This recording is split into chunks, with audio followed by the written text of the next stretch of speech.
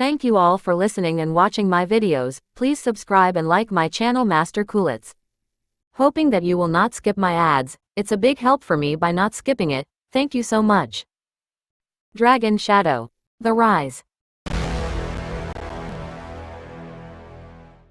In the heart of a stormy battlefield, Zayn Martel stood tall, his eyes sharp and unwavering.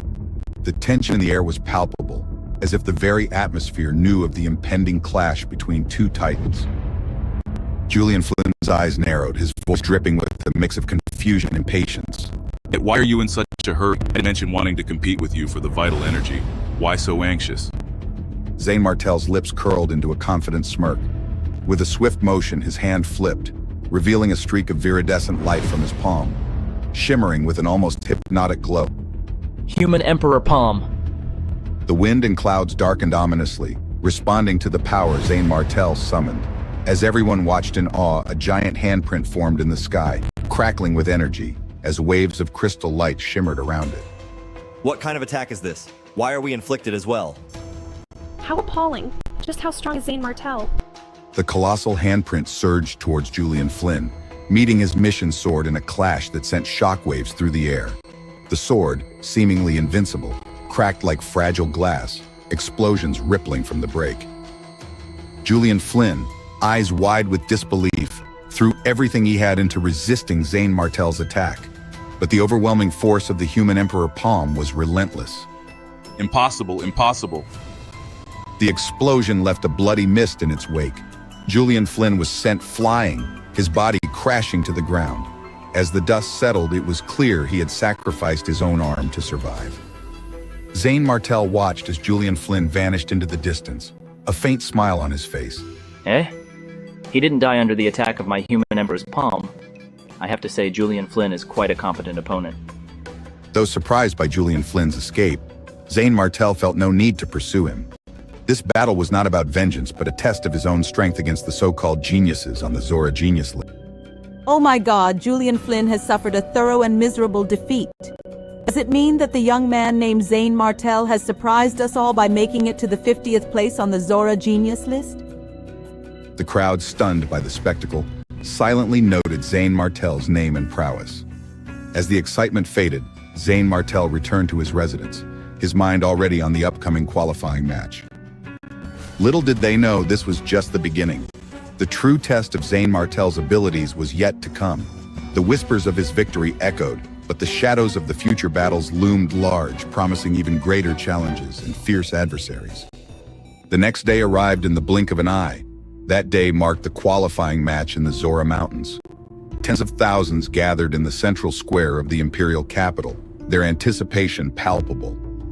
Most came early just to catch a glimpse of the geniuses, while a select few held invitations from the Wormhaven Palace to participate in the test.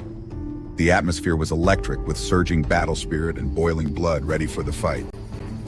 In the center of the square stood the monument of the Zora Genius list.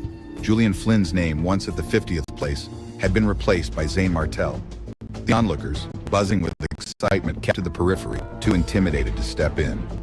The entrance of the square was heavily guarded by Wormhaven Palace sentries.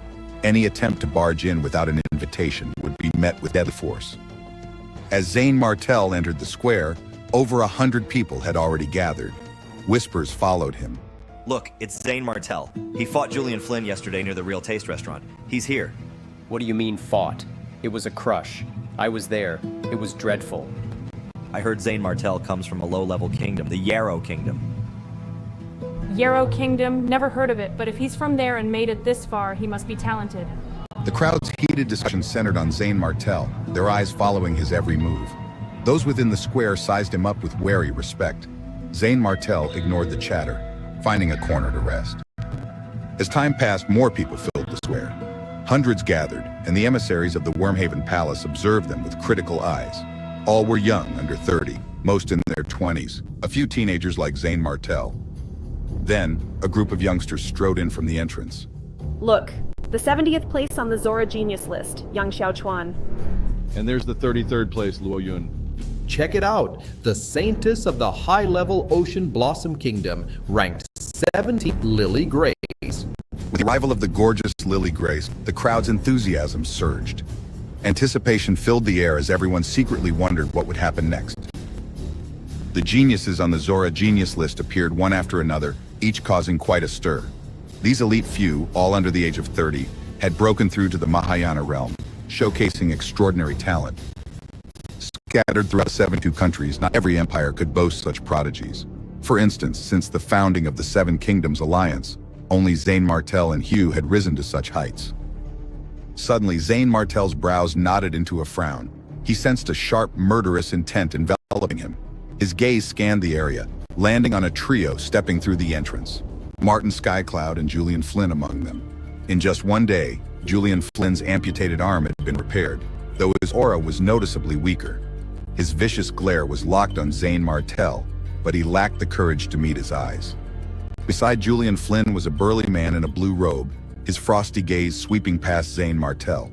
If not for their location in the Star Kingdom, Zayn Martel might have mistaken him for a Demon Clan member. Look, that's the 15th genius in place, Ethan Storm from the Marquis house. Isn't that Julian Flynn who was defeated by Zayn Martel yesterday? Zayn Martel's expression subtly changed. Ethan Storm. It seemed he was backing Martin Skycloud and Julian Flynn. Ethan Storm's vital energy gave off an unfathomable feeling in the fourth stage of the Mahayana realm. You're Zayn Martel? I am. Great. How dare you attack my two juniors? How do you plan on dying? A murderous aura shot out from Ethan Storm, like daggers piercing into Zayn Martel. Yet Zayn Martel remained unfazed, a faint smile tugging at his lips. I want to die now. Kill me. You're indeed arrogant. Do you think I won't dare? Pardon my honesty, but I do think that you don't. An odd smile lingered on Zayn Martel's lips, leaving the crowd and his adversaries tensely silent. The stage was set, the tension palpable, and the true test of Zayn Martel's resolve and power was imminent.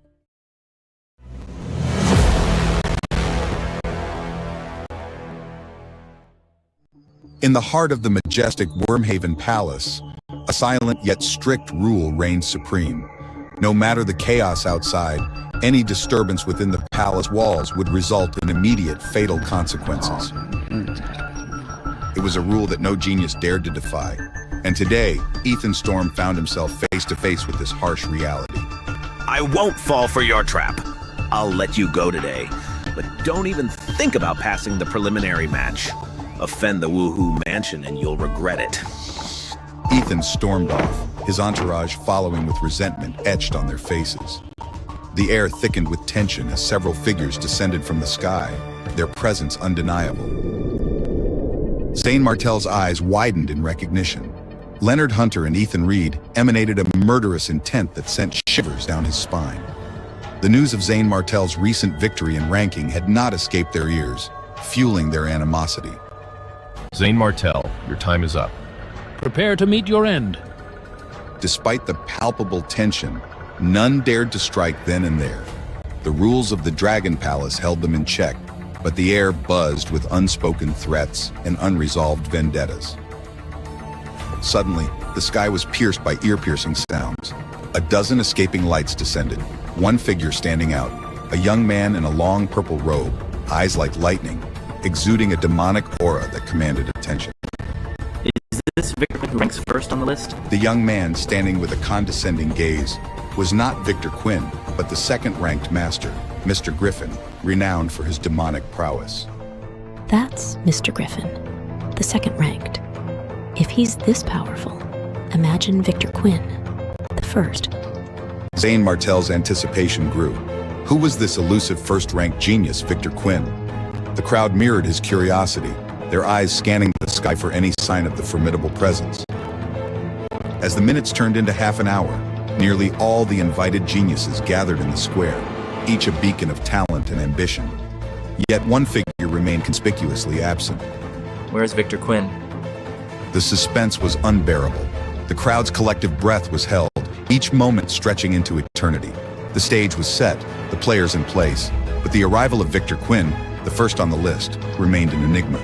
What power did he hold? And why was he yet to show himself? The anticipation was a palpable force, and as the seconds ticked by, one question hung in the air. What would happen when Victor Quinn finally appeared? The crowd's anticipation turned to confusion. What's going on? Why isn't Victor Quinn here yet? I don't know. Will there be any delay?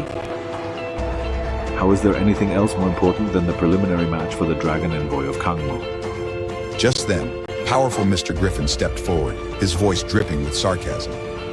I'm afraid Victor Quinn is long dead. Dead? How is it possible? He's ranked first on the Zora Genius list. The crowd found it hard to believe, but the words came from the second-ranked Mr. Griffin, lending them weight. Make way! Make way! Don't push. Do you have an invitation card? If you don't, you'll be courting death with a single step on the square. A young man forced his way in, brandishing a red invitation card. Of course, of course. Mr. Griffin was the first to react, his cold eyes locking onto the young man. Victor Quinn, so you're not dead. I thought you were dead a long time ago. Since you're alive and well, how can I bear to die? The crowd cast its gaze over, their expressions shifting to shock and disbelief, including Zane Martel. Is this really Victor Quinn? In terms of looks, Victor Quinn was simply too ordinary, almost ugly. Tanned and rough skin, round head, short limbs, and merely 1.6 meters tall. His coarse linen clothes and a thumb-sized mole under his mouth made him look like an ordinary mountaineer, not the first-ranked genius. Was this truly Victor Quinn, the one who ranked first on the genius list? The crowd was left in disbelief, questioning the truth of his identity. What secrets did this ordinary-looking man hold? The crowd's disbelief hung in the air like a heavy fog. Zane Martel had heard the rumors. Those who had seen Victor Quinn couldn't believe their eyes. Can this really be Victor Quinn? To be first on the genius list at the second stage of the expert level, there must be something extraordinary about him. Mr. Griffin's eyes burned with dissatisfaction and killing intent every time Victor Quinn appeared. He could accept being surpassed, but why Victor Quinn? From his appearance, Victor Quinn was no different from a country bumpkin, with no aristocratic family or valuable resources backing him. He reeked of poverty, yet he held the top spot, defeating Mr. Griffin every time. You'd better wait and see, Victor Quinn. I'll make sure to defeat you and win first place in the Dragon Envoy of Kangmu's preliminaries. In response, Victor Quinn waved his hand, indifferent to Mr. Griffin's vow. Whatever. Let's talk about it only after you've defeated me. Even Zane Martel found it incredible. How could such a man be in the first place? As expected, the world was full of strange occurrences. Suddenly, a huge formation appeared in the sky above the square, shimmering with power. A white-haired old man stepped out of the formation, a kind smile on his face. Despite the lack of vital energy fluctuation, no one dared to look down on him. His robe was embroidered with the logo of the Wormhaven Palace. He slowly descended to hover above everyone, his presence commanding silence. Welcome, esteemed geniuses. The preliminaries for the Dragon Envoy of Kangmu are about to begin. Prepare yourselves for the challenges ahead.